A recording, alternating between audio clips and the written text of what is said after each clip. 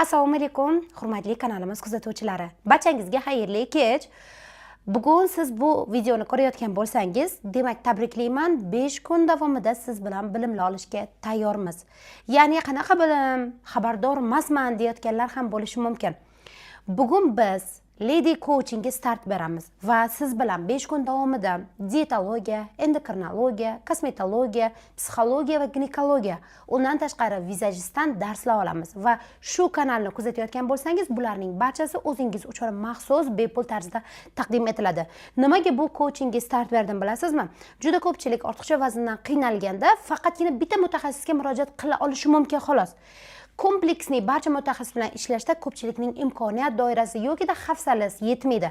Mana shularni oldini olish uchun men Dietog Dila Asidinovni 7 yildan beri dietologiya sohasida ishlayotgan bo'lsam, shunaqa coachinglar, challengelar juda ko'p o'tkazib kelaman va navbatdagisi Ro'za Ramazon oyida to'g'ri keldi. Va shuning uchun ushbu birinchi video darslikni o'zim boshlashga qaror qildim. Bu coachingga bosh sifatida o'zimni bilsam, demak sizga birinchi o'rinda dietologik bilimlarni berishim kerak va undan keyin biz endokrinologik, ya'ni vaznimizga ta'sir qiluvchi 3-4 xil gormonlarni tekshirish, keyin kosmetologik, ya'ni yuzimizning holatini ozish davomiyligida yoki semirmoqchi bo'lsak, yoki o'zimiz norma vazndamiz, yuzimizdagi muammolar tufayli kosmetolog darslari va ginekologik, ya'ni semirishdan yoki o'zib ketishdan yoki gormonal o'zgarishdan ko'pchilik homilador bo'la olmasligi mumkin. Aynan ayollar uchun aytyapman. Ko'pchilik hayzi kelmaydi. Hayzi kelsa ham og'riqli kelishi mumkin.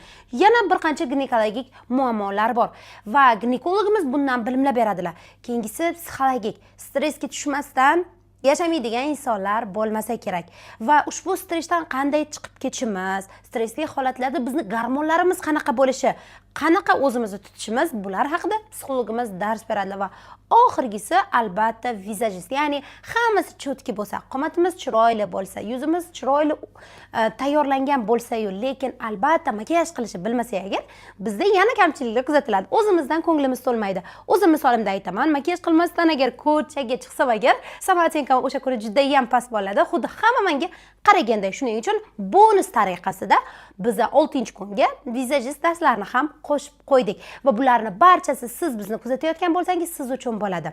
Bugun birinchi darsning mavzusi semirishning asosiy sabablari va ilk qadamni nimadan boshlash. Yopiq Telegram kanalimizda agar siz bo'lsangiz, men sizga mana shu video ostida 3 xil menyu taqdim etaman. Birinchi menyumiz Ro'za Ramazon oyi bo'lgani uchun Ramazonga oid ro'za menyusi, ya'ni foydali iftorlik va saharlik menyusi, suvni to'g'ri taqsimlash bonus darsligi bor. Buni eshitib chiqing agar siz ro'zador bo'lsangiz. Keyingisi ro'za tutmaydigan, masalan, emizikli, menga o'xshagan homilador yoki sog'ligida muammosi, qandli diabet bilan kurashadigan juda ko'pchilik insonlar, o't qopi yo'q insonlar, umuman ochlikka chidolmaydigan organizmlar uchun 3 mahallik ratsionni, to'g'ri ovqatlanish tartibi olib borilgan ratsionni kiritib qo'yganman. Uni eshitib, suv normasi, ratsion qanday tanlanishi, bularni ham to'liq bilib olsangiz bo'ladi. Va 3-menyumiz ro'za ham tutadi, lekin tanasini tezroq tozalamoqchi bo'lganlar uchun, ro'za tutmaydi, lekin tanasini tezroq tozalamoqchi bo'lganlar uchun detoks menyulari berilgan. Foydali, uy sharoiti oson va arzon tayyorlanadigan. Bularni 3 xil menyuni o'zingizga mosini tanlab olasiz. Agar siz 3 xil menyudan qaysi bir sizga to'g'ri kelsa, 5 kun mana shu coachingimizda siz kamida 3 kilodan 5 kilogacha vazn yo'qotasiz. To'g'ri mashq qilish, to'g'ri suv ichish, to'g'ri pitaniyani tanlash, bular haqida men audio zapislarimda yana qo'shimcha ma'lumotlar beraman va mashq qilishda nafasni to'g'ri olish darsi fitness trener tomonidan bonusiga ham beriladi. Endi dietologik darsimizning birinchi qismiga o'tamiz. Semirishning asosiy sabablari. Hamma biladi, juda ham ko'pchilik bu haqida ma'lumotga ega, lekin eshita turib qunt qila olmaydiganlar uchun biz sababni topsak, muammoni, ildizini tezroq yecha olamiz va muammodan qutulishimiz mumkin. Ya'ni semirishning asosiy sababini bilgan inson to'g'ri harakat qilishni biladi. Qanday deyishingiz mumkin? Masalan, sizni qachon ideal deb bilgan vazningizda bo'lgan holatingizni eslashingiz muhim. Masalan, 18 yoshda bo'lganmi, 20 yoshdami, ya'ni turmushga chiqishingizdan oldinroqmi, yoki turmush qurib farzandli bo'lishingizdan oldinroqmi, homiladorlik davridami, homiladorlikdan keyin semirganmisiz, qaysi muddatda sizni tana vazni semirish bosqichiga yetib keldi. Mana shu muddat bilan ko'proq ishlash kerak. O'zbekiston sharoitida ayollarni kuzatib aytamanki, bizda hamma faktorlar bitada ishlaydi. Ya'ni biz azaldan noto'g'ri ovqatlanamiz, lekin yosh organizm bo'lgani uchun va bizda harakatlar ko'p bo'lgani uchun, yoshligimizda harakat ko'p bo'lgani uchun bizni semirmaymiz, lekin noto'g'ri ovqatlanish odatimiz qoladi. Va keyin ijtimoiy muammolar bizda ko'p, stressimiz ko'p. Demak, keting, noto'g'ri ovqatlandik, stressimiz ko'p. Masalan, turmushga chiqdik yoki-da farzandli bo'ldik. Bularning hammasi ijtimoiy muammolarning bir qismi bo'ladi. Siz yaxshi uxlamaysiz, siz muhit o'zgartirasiz turmushga chiqqandan keyin. Yoki-da umuman qaysidir muammoni ham juda katta qilib, hatto serial ko'rsak ham, oddiy qilib aytaman, serialning ichida biz yashaymiz. Qahramon bilan birga kulamiz, birga yig'laymiz va uni fikrlarini undan keyin nima bo'lishiga doim o'ylab yuramiz va afsuski bu ham bizni stressimizga qaysidir ma'noda ta'sir qiladi. Emotsiyalarimiz bilan o'ynagani uchun. Bizni atrofimizda shunaqa stressli vaziyatlar ko'p ekan, demak ketdik bizda. Ikkinchi muammo stress. Uchinchi muammo gormonal o'zgarish. Ya'ni siz tug'ruqdan keyin, homiladorlik davrida, aynan turmushga chiqqandan keyin yoki-da yoshlikdan tanamizda qalqonsimon bezimiz, mana shu yerimizdagi kichkinagina qalqonsimon bezimiz bizni tanamizga kerakli bo'lgan, aynan hazm uchun yordam beradigan juda ko'p gormonlarni bergani uchun ham mana shu qalqonsimon bezning ozuqasi bor. Yod moddasi. Mana shu yod moddasi yetishmovchiligidan bizda yoshligimizdan gormonal o'zgarishga tayyorgarlik keladi. Boshida qalqonsimon bezning zaxirasi yaxshi ishlaydi, lekin 20-25, aynan 30 yoshdan keyin bu narsa kuchayib ketadi. Mana shu qalqonsimon bezimizni ozuqasini vaqtida bermaganimiz uchun nimaga bolalarga yod preparatlarini me'yorda dozada berib borish kerak deymiz? Chunki ozuqa zaxirasini uzoq muddat saqlashimiz uchun.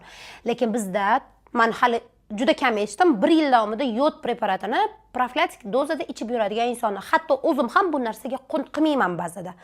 Mana shu holatlardan keyin bizda qalqonsimon bezimiz hazm uchun yordam beradigan, bizni o'sha oziq-ovqat, masalan siz bir tarelka osh yedingiz, uni ichida nima bor bilasizmi? Biz asosiy oziq-ovqatni tarkibini 3 ga bo'lamiz. Oqsil, yog' va uglevod.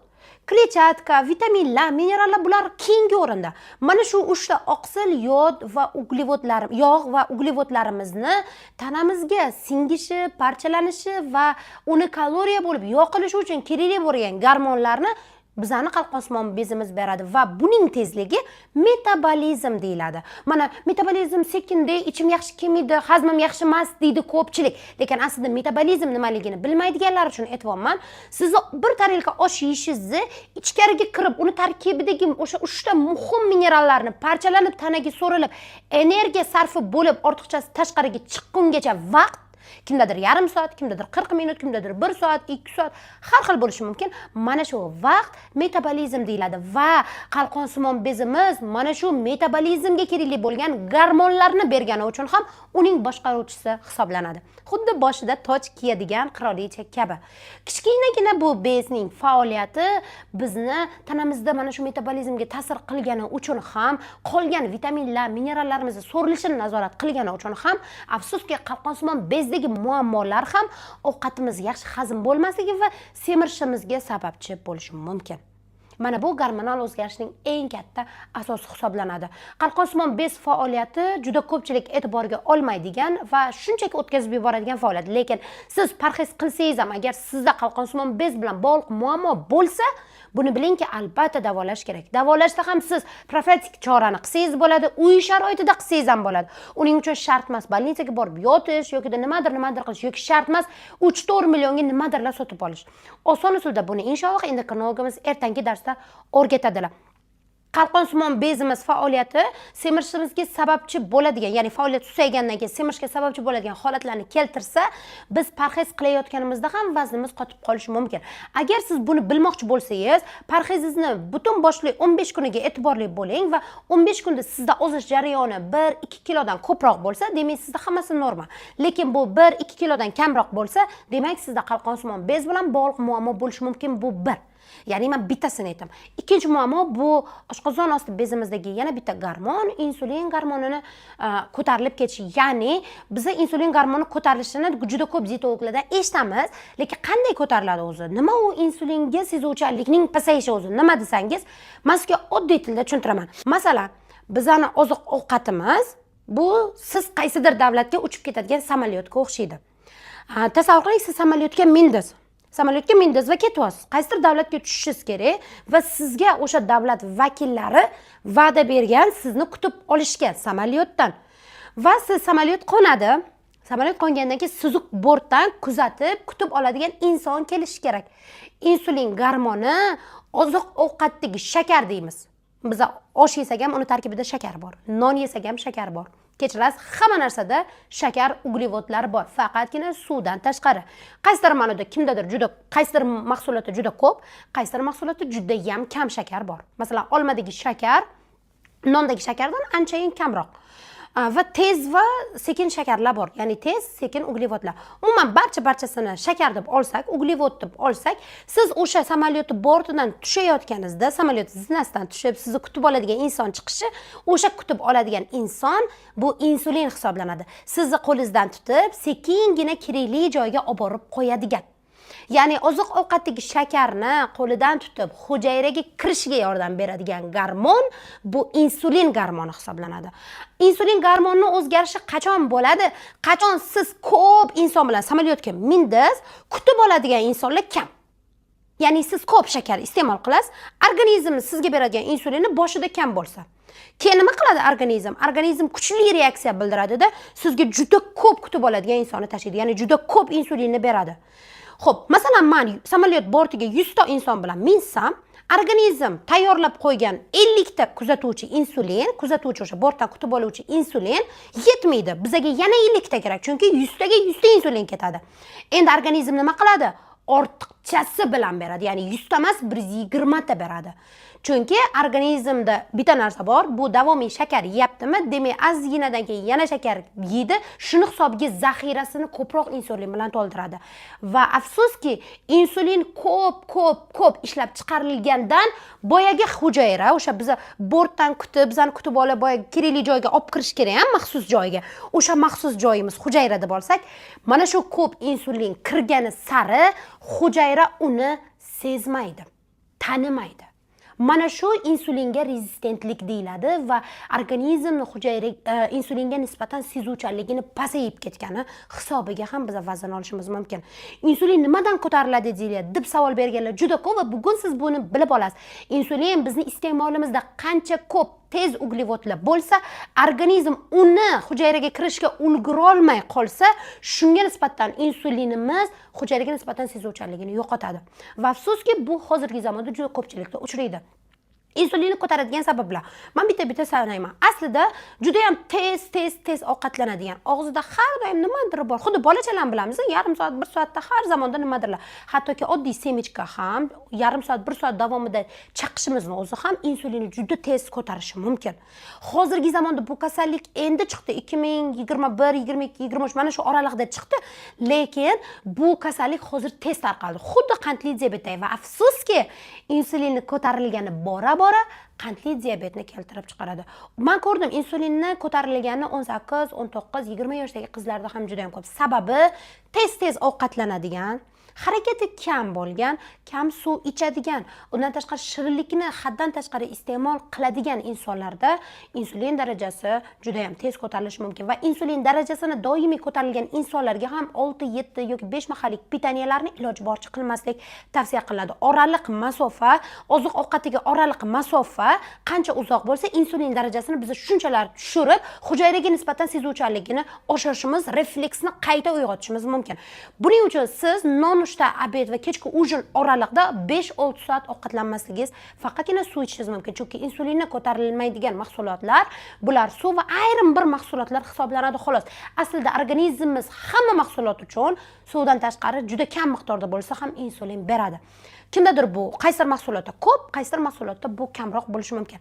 Hattoki bitta mayiz iste'mol qilinganda, ovqat ta'mi ko'rganda ham insulin ko'tarilishi ehtimoli yuqori. Shuning uchun insulin darajasini sezuvchanligini oshiruvchi mahsulotlarni ratsioningizga kiritsangiz bo'ladi. Bu masalan ko'k choy, olma sirkasi, qora sedana, undan tashqari xrom, inositol kabi bad mahsulotlar bor, lekin bularni shifokor ko'rsatmasi bilangina iste'mol qilish kerak.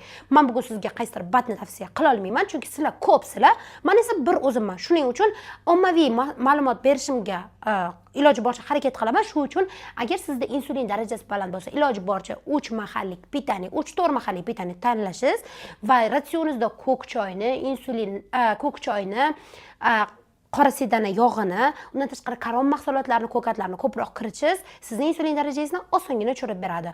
Buning uchun qaysidir dori preparatlarga murojaat qilishdan oldin odatiy hayot tarziga qaytish kerak. Masalan, siz dori yoki qaysidir batni iste'mol qilasiz, lekin boringki 4-5 mahalla ovqatlarni qilib o'tiribsiz. Unda insulin darajasi yana ko'tarilishi mumkin. Bu navbatdagi sabab semirishning sababi edi. Va asosiy hammasini bitta qiladigan sababni aytib o'tishim kerak sizga, bu noto'g'ri ovqatlanish. Noto'g'ri ovqatlanish nima o'zi? Hamma shuni aytadi. Biz bilamiz shirinlik zararligini, biz bilamiz gazli ichimliklar zararligini deyishingiz mumkin. Noto'g'ri ovqatlanish bu har bir mahsulotni me'yordan ortiq iste'mol qilish. Kechirasiz, agar siz pomidorni ham me'yordan ortiq iste'mol qilsangiz, kletchatka deb siz semirishingiz mumkin. Mevalarni me'yordan iste'mol qilish ortiq, bu ham sizni semirtiradi.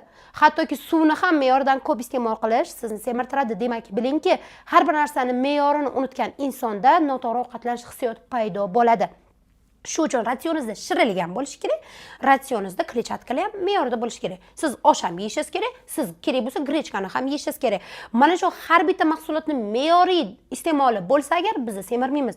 Noto'g'ri ovqatlanish qayerdan boshlanadi? Tanamiz umumiy hisobda kaloriya sarflaydigan eng katta organizm hisoblanadi. Ya'ni siz iste'mol qilasiz. Bir tarelka osh misolida yana aytamiz. Bir tarelka oshda kelingki 600 yoki 500 kaloriya bor deylik. 500 kaloriya. Biz bir tarelka oshni bir kunda bir tarelka yemaymiz. To'g'risini aytinglar. Biz obedda yeb qo'yamiz uni yoki kechki payt yeb qo'yamiz. Undan keyin yana ovqat yeymiz, non yeymiz, salatlar yeymiz, suv, choy, qancha narsa yeymiz. Siz bir kun bitta jadval oling-da, yeyotgan mahsulotingizni har bittasini yozib chiqing. Bir kunlik ratsioningiz oddiy aytaman, xuddi 3 kunga yetadigan darajada ko'p aslida. Bir tarelka oshni iste'mol qildik, tanaga kirdi va mana shu 500 kaloriyani 70% bu 350 kaloriyasi tanani organlari uchun kerak bo'lar ekan. Tana mana shuni organ uchun ishlatadi. Sizni tanangiz 500 kaloriyani 500'ini polni nima uchun sarflamaydi? Semirish uchun sarflamaydi. Ko'pchilik osh yesa, voy semiraman. Nima non yesam, voy semiraman deydi. Yo'q, aslida mana shu kaloriyaga e'tiborli bo'lsak, tana iste'mol qilayotgan oziq-ovqatimizdagi 70% kaloriyani o'z ehtiyojlari uchun, organlarni ishlash uchun, yuragimiz, jigarimiz, qancha organimiz, qancha faoliyat bor bir butun tanada, qancha hujayralarimiz o'ladi, qanchasi bir kunda tiriladi. Mana shularni ishlashi uchun, hatto meni sizga gapirishim uchun kechirasiz 3 soat gapiring. 3 soat gapirganimni o'zida charchab qolaman. Nimaga? Men kaloriya sarflayapman. Qaysidir ma'noda men fiziologik mehnat qilyapman. Mana shuni sarf uchun tana menga kaloriya ishlab chiqarib beryapti. Mana shu organlarni ishlash uchun 70% ni ishlatadi. Atigi 30%ni biz tanada olib qolishimiz mumkin. Mana shu 30% ni to'g'ri sarflashni bilsak agar bizda semirish bo'lmaydi. Masalan, bir kunda hech bo'lmasa 15-20 daqiqa piyoda yurish, hech bo'lmasa 4-etajgacha 2-3 marta zinadan tushib chiqish, qaysidir ostanovkagacha piyoda yurish, xullas fiziologik harakatimiz mana shu iste'mol qilayotgan ovqatimiz bilan teng bo'lsa, biz na ozamiz, na semiramiz. Buni oddiy tarozi misolida aytaman. Tarozini pallasiga 1 kilolik toshni qo'ying, 1 kilo guruchni qo'ying. Teng bo'ladimi? Oziq-ovqat iste'moli ham xuddi shunaqa. Siz 500 kaloriya yeyapsizmi? 350 ni tanani o'zi avtomatik ishlatsa, 150 ni sarflasangiz bo'ldi. Xuddi umumiy 1 kunlik kaloriyangizni ham xuddi shunaqa deb olishingiz kerak. Agar siz qancha iste'mol kaloriyasi yuqori bo'lsa, masalan 1 kilo emas, 3 kilo tosh, 1 kilo guruch qo'ydik. Kechirasiz, tosh bosadi. 2 kilosi ortiqcha bo'lib qoladi. Mana shu 2 kilo ortiqcha kaloriya bizni tanamizga yog' bo'lib yig'iladi. Marhamat qiling, yog'im qayerdan keldi deb. Mana shu tarozi balansi buzilganda biz semira boshlaymiz. O'zi semirish faqat noto'g'ri ovqatlanishdan emas, men yuqorida sanagan hamma faktorlar bitta bo'ladi. Endi yechim nima? Yechim avtomatik oddiy. Yechim birinchi o'rinda siz ovqatlanishdagi me'yoriy tushunchani to'g'rilashingiz, harakatni ozgina ko'paytirishingiz va gormonal o'zgarishdagi insuliningizga, qalqon simon bezingizga e'tiborli bo'lishingiz va psixologiyangiz, ya'ni stressga tushishni kamroq qilish, xabarlar seriallar iloji boricha ularni ya'ni informatsiyaga qarshi blok qo'yishingiz yoki filtr qo'yishingiz, kuzatmasligingiz yokida iloji boricha kuzatsangiz ham o'zingizni hayotingizga olib kirmasligingiz, emotsiyangizni boshqarishingizni o'rganishingiz kerak. Mana shu faktorlarni yecha boshlasak agar, biz semirishdan oson qutulamiz. Xatolarimiz nima bilasizmi? Xatolarimiz sport zalga chiqamiz yokida uyda mashq qilamiz, non yemaymiz, och yuramiz, xullas biz aynan bittasini qilamiz. O'sha ham ba'zan noto'g'ri bo'ladi. Ya'ni o'sha 1 kilo toshni qo'ydik, biz 1 kilo guruch emas, 3 kilo guruch, 3 kilo ortiqcha harakatni qo'yamiz. Kimdir bir kunda 1 yoki 2 mahal kam ovqatlanadi, ko'p nagruzka beradi, yuradi, mashq qiladi, och yuradi, o'shangacha ko'proq harakat qilib, yog'im eriydi deydi. Bu xato. Ya'ni nima xato bilasizmi? Tana toki o'sha organizmiga kerakli bo'lgan 70% energiyani olmasa, tana yog' zapasini oson bermaydi. Berganda ham siz qachondir yana sportingizni tashlaysiz, ko'proq ovqatlanasiz, o'rnini to'ldirib qo'yadi zaxirani. Chunki tana har qachonda million yil ilgari ham o'sha qanaqadir etapdagi patriarxat zamonlarni bilamiz-da. Mana shu zamonlarda ham insoniyat hozirgi nimada bo'lgan. Bu iloji boricha yashab qolishga kuchli ehtiyoj. Bizda hozir yashab qolishga kuchli ehtiyoj emas, yaxshi yashashga ehtiyoj kuchli. Yaxshi yeyishga, yaxshiroq qilishga ehtiyoj kuchli. Men bilamanki, hech kim oldingi zamonda emas, lekin organizmimiz, miyamiz faqat yashab qolish uchun kurashadi xolos. Agar unga ko'proq bersangiz, u ocharchilik zamoniga tayyorlanganday o'sha g'amlash refleksini uyg'otadi. Mana shu uchun iloji boricha me'yor, harakatni me'yori, oziq-ovqatni me'yori, stresslarimizni me'yori va gormonal o'zgarishimizni ham me'yoriga olib kelib, semirishni oson biza yetishimiz mumkin. Qachon inson ozolmaydi? Mana shuni ham aytib o'tishim kerak, chunki oralaringizda bu ma'lumotlarni oldin 10 marta eshitgan ham yoki birinchi marta eshitganlar ham bor. Qachon inson ozolmaydi? Birinchi o'rinda harakat va pitaniyaning energiyasi bir xil bo'lsa, ya'ni siz o'sha 1 kilo tosh, 1 kilo guruch qo'ysangiz, tarozini pallasi teng va siz tanangiz na ozadi, na semiradi. Bu birinchi sabab. Shunda siz nima qilishingiz kerak? Yechimini ham aytib o'taman. Siz harakatni ko'paytirib, iloji boricha oziq-ovqat kaloriyasini ozgina kamaytirishingiz kerak. Bu bir. Ikkinchisi, tanani bir xillikka o'rganishi. Ya'ni bir xil oziq-ovqatlanish tanada plato holatini keltirib chiqaradi. Plato holati masalan sizni har kunlik zavtrigingiz bir xilda tuxum. Oddiy misol yoki bir xilda salat, bir xilda detoks. 3-4 kun bir xil bo'lib keladi, bitta o'zgaradi, yana 3-4 kun bir xil bo'ladi. Oziq-ovqatlarning bir xilligi tanada plato holatini keltirib chiqaradi. Bu bir. Bu ikkinchi sabab. Uchinchi sababi bizni stressimizda uyquning yaxshi bo'lmasligi. Ya'ni uyqu deganda men mana bunaqa olib kelardim, stress gormoni. O'zi bu kortizol. Kortizol stressni bosish uchun bizni tanamizda ko'proq beradi va bu kortizolning yuqoriligi bizda uyqusizlikni ham keltirib chiqarishi mumkin. Yaxshi uxlamaydigan inson yaxshi ozmaydi. Siz uxlamoqchi bo'lsangiz, demak bilingki sizda ozish jarayoni kechadi. Chunki yog'larimiz uyquda eriydi. Men buni juda ko'p aytganman. Siz uxlaganingizda yog'laringiz tanada erishni boshlaydi. Siz mashq qilganingizda emas, sizni qiziganingizda emas, sizni terlab pishib qilayotgan holatingizda emas. Aynan yaxshi uxlaganingizda sizda ozish jarayoni bo'ladi va semirish ham xuddi shunaqa. Nimaga?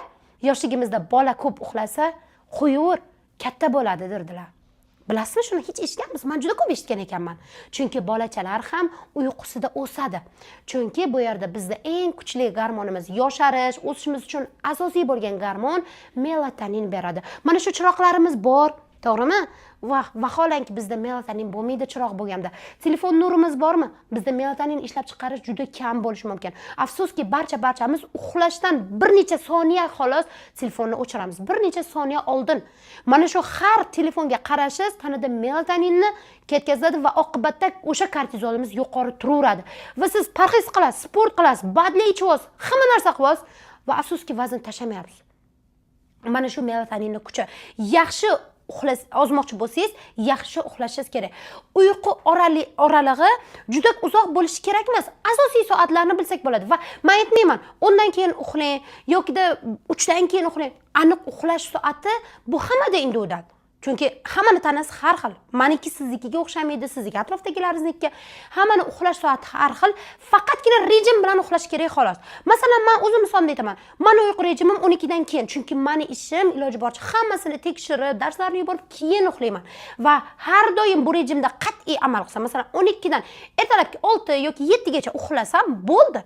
Menda hech qanaqa melatoninga nisbatan taqchillik kuzatilmaydi. Bizning xatoyimiz ba'zan kech uxlaymiz, ba'zan esa juda ham vaqtli.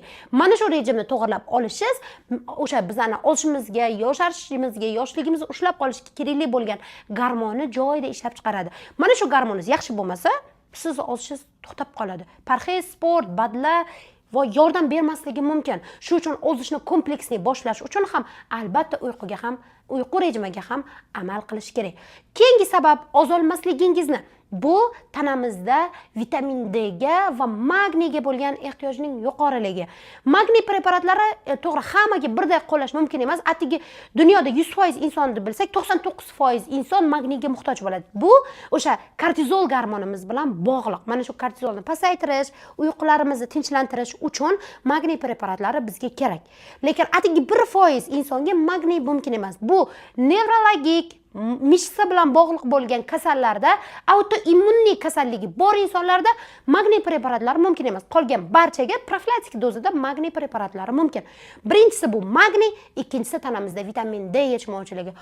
Biz yozga yaqinlashyapmiz va bu yozda biz quyoshdan iloji boricha vitamin D ni olishga harakat qilamiz.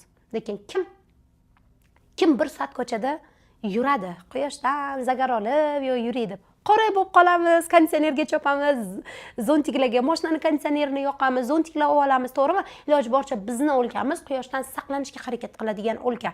Demak, biz iloji boricha tanamizda yetishmayotgan vitamin D ni quyoshdan to'g'ri olishimizga harakat qilishimiz, vitamin D ga boy bo'lgan mahsulotlarni iste'mol qilishimiz va iloji boricha ratsionimizda profilaktik dozada vitamin D olib kirishimiz kerak. Hali endokrinologimiz vitamin D haqida asobiy uni qanday tekshirish, qanday olib kirish haqida ma'lumotlar ertaga beradi, lekin men ozolmaslikning yana bitta sababida vitamin D ni ayta olaman. Chunki konsultatsiyamga keladigan juda ko'p bemorlarning asosiy muammosi vitamin D tanqisligi. 3-6 chiqadi. Aslida vitamin D ning normasi 30 dan 100 gacha bo'lishi kerak, tanamizda normasi. O'zbekiston sharoitida esa afsuski vitamin D normada o'rtacha yuradigan insonlar juda kam. O'sha vitamin D iste'mol qilib yursagina bo'lishi mumkin. Atak juda ko'pchilikda D vitaminimiz kamayib ketadi. Buni qatdan bilsak bo'ladi. Sochimiz to'kiladi, terimiz quriydi, yuzimizda tez siniqlar tushadi. Chunki vitamin D teri pigmentatsiyasiga ham sabab bo'luvchi vitamin hisoblanadi. Lekin vitamin D iste'molida ham ehtiyot bo'lish kerak va vrach tavsiyasi bilan ichish kerak. Uni o'z boshimchalik bilan kimdir bo'ldi vitamin D ichishing kerak deb ichib olish shart emas. Chunki vitamin D yog'da eruvchi vitamin. Agar u tanangizda bor bo'lsa, siz ustiga ustak ma'lumotingiz yo'q, masalan tanamizda bor, yaxshigina to'la. Lekin biz kimdir ichdegani eshitdikda ichib tashqaridan. Mana bu yog'da eruvchi vitamin tanada yig'iladi. Yig'ilgani bizga zarar bo'ladi, chunki toksik holatlarni, ya'ni o'sha zaharli holatlarni keltirib chiqarish mumkin. Shuning uchun buni ham tekshirib qilish kerak. Qanday tekshirishni endokrinologimiz ertaga yana podrobniy tushuntiradilar. Va navbatdagi sabab bu suv. Parhez qilasiz, sport bilan shug'ullanasiz, suvni noto'g'ri ichsangiz siz semirishingiz mumkin. Hozir biz issiq mavsumlarga o'sha o'tdik va xursand bo'lishim kerak. Bizda suv ichish madaniyati ancha rivojlangan. Ancha insonlar qo'lida baklashka bilan yurishni, suv ichishlar bilan yurishni odatlantirishda toza suv iste'molini boshlashyapti. Siz bu videoni ko'rayotgan bo'lsangiz, suvni to'g'ri ichish голосовойimni eshiting, ovozli xabarimni va agar siz suv normasini to'g'rilamas ekansiz, tana kerakli o'sha biz aytgan 500 kaloriya bor-ku, bir tarelka oshdan oladigan. Mana shu kaloriyani 70% ni organizmga sarflaydigan holatini buzib qo'yishingiz mumkin. Chunki tanani 65-70% suvdan iborat. Tasavvur qiling, 65-70%. Biz suyak deb biladigan suyaklarimiz 28% suvdan. Terimizni ham juda katta qismi, umuman butun boshli tanamiz suvga ehtiyoji bor va suvni to'g'ri ichishni, bir kunda hech bo'lmaganda 1-1,5 litr suv ichish qoidasini kiritsangiz agar, sizni olishingiz yana ham davomli bo'ladi. Bugun birinchi darsni biz bilib oldik va albatta maxsus Telegram kanalimizga qo'shilgan bo'lsangiz, audio va menyularimizni hammasini ko'rib borishingiz shart, chunki ketma-ketman har kuni tashlab boraman va keyingi ertangi darsgacha sog' bo'linglar, salomat bo'linglar. Agar kimdir Telegram kanalga hali ulanmagan bo'lsa, ijtimoiy tarmoqlarim profilim shapkasida maxsus havola qoldirganman. Bemalol kirib, ko'rib menyularni ko'rishingiz mumkin. Sog' bo'linglar va har bitta pitaniyaga amal qilasizlar degan umiddaman, chunki biz oldimizda chiqqan har bitta imkoniyatdan qaysidir ma'noda foydalanishimiz kerak. Alloh meni sizlarga qaysidir ma'noda bu yo'lda bittagina kichkinagina chiroqcha nur qilib ko'rsatdi. Bugun siz o'zingiz uchun aktivlik kunini boshlasangiz, shu 5 kun, 6 kun bo'ladigan darslarimizni joy-joyida qunt bilan olib boradigan bo'lsangiz, natijasini 5 kun o'tmasdan o'zingiz ko'rasiz. Holatingizda, organizmingizda, kiloyingizda, santimetr holatingizda hammasida ko'rishingiz mumkin. Bu bir. Ikkinchisi, tanangiz tozalanishni boshlaydi. Toksinlardan, zaharlardan. Chunki siz zararli mahsulotlarni maksimum kamroq iste'mol qilasiz. Buni birinchi alomati organizm qaysar bo'ladi. Qaysar bo'lganda ham nima bo'ladi bilasizlarmi? Charchaydi, uyqusi keladi. Boshida pitaniyani boshlaganingizda, dieta qilayotganingizda, suv ichayotganingizda ko'nglingiz aynishi mumkin, boshingiz og'rishi mumkin. Bularning hammasi organizmda muhitning o'zgarganidagi bo'ladigan reaksiyasi va bu reaksiya tabiiy holat. Maksimum 3 kundan 4-5 kungacha o'tib ketadi. Iltimos qilaman, mana shu kichkina nurni o'zingizga katta chiroq qilib yaratib olish uchun faqatgina o'zingizga o'zingiz yordam bera olasiz xolos. Qaniydi imkonim bo'lganda, uyingizga borib siz uchun ovqatlar tayyorlab, sizni shaxsan ozdirishga imkoniyatim bo'lganda, fiziologik, ruhiy ehtiyojlarim o'sha holatim bunga javob berganda har bitta insonni oldiga borib ozdirishga tayyordim. Afsuski, o'shanda ham qilmaydi. Toki inson o'zini o'zi o'zgartirgungacha natija bo'lishi mumkin xolos. Shunchaki yotib bu darsni divanda yoki ko'rpachada o'tirib tomosha qilib, bo'ldi o'tkazib yorib emas. Bugun boshlash shu qiz bekorga etmagandir. Mayli, chiqmagan jondan umidni boshlang. Ozish aslida qiyin emas. Faqat biz bu ishni juda qiyinlashtirganimizning asosiy sababi biz qunt bilan bu narsani olib bora olmasligimiz. Muvaffaqiyatli insonlarning ham eng katta muvaffaqiyati bu ular tinmasdan harakat qilishi aslida. Tinmasdan harakat qilsangiz, shundagina sizda nimadir o'zgarish bo'ladi. Biz bir kun harakat qilamiz, 3 kun natijani kutib o'tiramiz. Afsuski unaqa emas. Hayot xuddi shu harakatlarga va xuddi shunday kurashga qurilgan ekan. Semizlik, ortiqcha vazn, jonsiz, hech qanaqa joni nafas olmaydi, yurmaydi ham, gapirmaydi ham. Oddiy semizlik, oddiy yog'larimiz, o'zimizni yog'larimiz yo o'zimizni yengadi, battar semirasiz bugundan.